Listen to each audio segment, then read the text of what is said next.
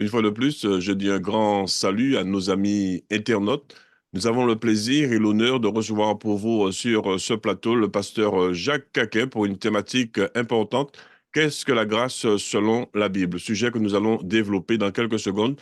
Le temps pour nous de lui demander de bien vouloir saluer nos amis auditeurs, auditrices de la radio L'Amandier Fleury.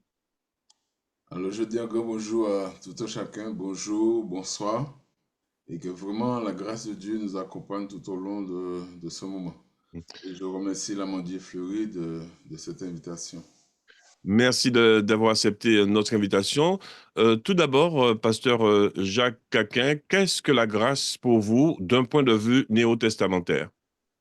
Alors, pour moi, la grâce, c'est une faveur divine que Dieu nous fait, une faveur imméritée, vu notre condition de vie et tout. Donc, Dieu a manifesté son amour, un amour infini à notre égard.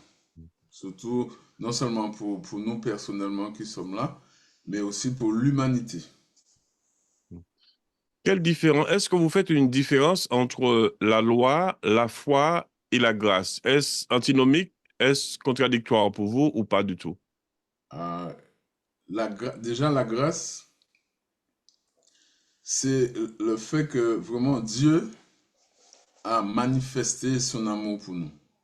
Cette grâce imméritée, parce que, et pour bien répondre à cette question, j'aurais voulu vraiment prendre l'exemple de la femme adultère, la femme dans Jean 8, où souvent je dis que la grâce a rencontré la loi.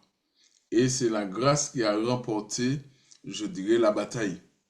Parce que la grâce nous pardonne, nous libère, tandis que la loi nous condamne. Et c'est ce qui était arrivé à cette femme. La femme était condamnée par la loi parce que la loi dit il faut qu'elle meure. Tandis que la grâce dit va et ne pêche plus. Et j'ajouterai aussi que la grâce, c'est une question de conscience, tandis que la loi, c'est visuel. C'est parce qu'on voit qu'on va condamner, tandis que la grâce, c'est souvent intérieur. Pour Et vous, à qui Dieu offre sa grâce? Qui sont les bénéficiaires? alors, les bénéficiaires, c'est l'humanité. Et pour ça, je prendrai aussi dans Jean 3, verset 16, il dit, car Dieu a tant aimé le monde, qu'il a donné son Fils unique afin que quiconque, n'importe qui croit, et qu'il ait la vie éternelle. Donc Dieu ne fait pas d'acception de personne. Donc tout le monde est concerné par la grâce. Est-ce que vous faites, c'est vrai, c'est une question assez compliquée parfois, mais en quelques mots, est-ce que vous faites une différence entre la grâce et la prédestination? La prédestination et la grâce, c'est vrai que c'est pas toujours évident parce que souvent on dit qu'on est prédestiné à, donc Dieu nous a prédestinés, Dieu a fait un certain choix. Tandis que moi, je crois que Dieu ne fait pas d'acception de personne. Donc la prédestination, c'est comme si on pourrait dire que Dieu a fait un choix, comme je dis, et Dieu a choisi ceux qui doivent aller en enfer, entre guillemets, on va dire l'enfer, et ceux qui devraient être sauvés. Tandis que la grâce, la grâce c'est instantané. C'est à l'instant T qu'on est sauvé par la grâce. La grâce nous sauve. Tandis que prédestiné, c'est que Dieu a choisi. Et si maintenant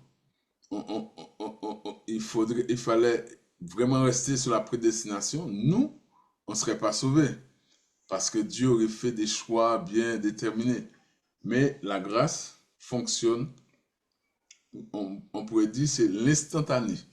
À l'instant T, la grâce agit dans nos vies. Pasteur Jacques Caquin, donc déjà un grand merci à vous pour cet entretien. En guise de conclusion, de manière synthétique, que faut-il retenir concernant la doctrine de la grâce du point de vue biblique? Alors, la grâce, comme je dit au début, pour moi, c'est Jean 3,16. Et je pourrais, comme Dieu a tant aimé le monde, qu'il a donné son Fils unique afin que quiconque croit. Mais surtout aussi dans Ésaïe 53, là où il nous est dit que, mais c'est pas c'est pour nos péchés qu'il a été percé. C'est pour nos fautes qu'il a été brisé. Et le châtiment qui nous donne la paix est retombé sur lui.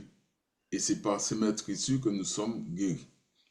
Il continue, il dit, nous étions tous des errants, pareils à des brebis, chacun de nous allait par son propre chemin. L'Éternel a fait retomber sur lui. Ça veut dire que Jésus a pris notre place. Donc la grâce, c'est quelqu'un qui nous remplace sur le bûcher. C'est quelqu'un qui nous remplace, qui prend la mort et qui nous donne la vie. Donc nous sommes des bénéficiaires de la grâce. Une fois de plus, un grand merci à vous, pasteur Jacques Caquin, pour cet entretien. Et je donne rendez-vous à nos amis auditeurs, auditrices et internautes. Rendez-vous pour une autre vidéo. Merci à vous. Merci à vous tous et merci à l'Amandier Fleury. Que Dieu vous bénisse. Merci.